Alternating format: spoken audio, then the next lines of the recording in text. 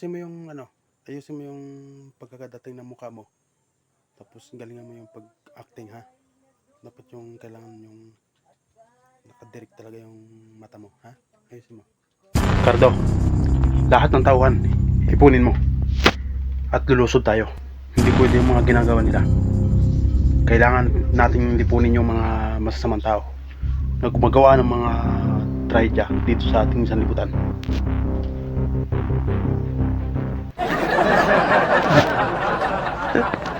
Ayusin mo yung acting mo.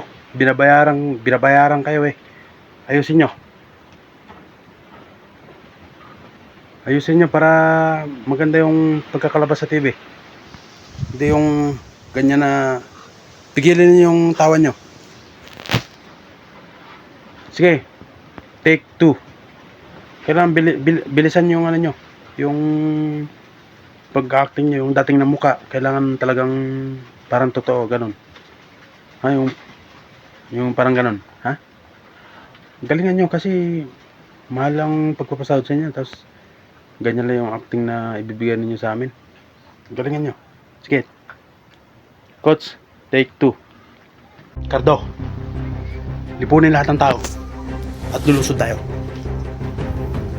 sa lalo't madaling panahon para matigil ang kanilang paggagawa ng trahedya dito sa ating sanlibutan. Lipunin!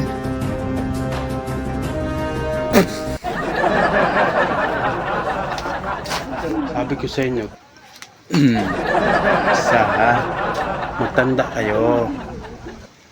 Nasa shooting tayo, kailangan sumunod kayo. Ha? Para matapos yung movie natin. Sayang yung mga oras na ginugugol natin, no? Sige na, take 3. Ayusin nyo. Talagang makakatikim talaga kayo ng martilyo. Sige, take 3.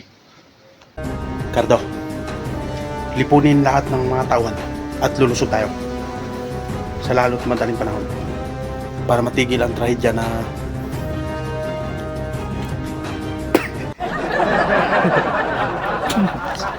sorry ko. Sabi kong ayusin eh. Ano, hindi kayo makikinig? Ayusin nyo. Ang hirap mo yung pagsabihan ah. Take 4. Isang-isa na lang talaga. Makakamartilyo na ako ng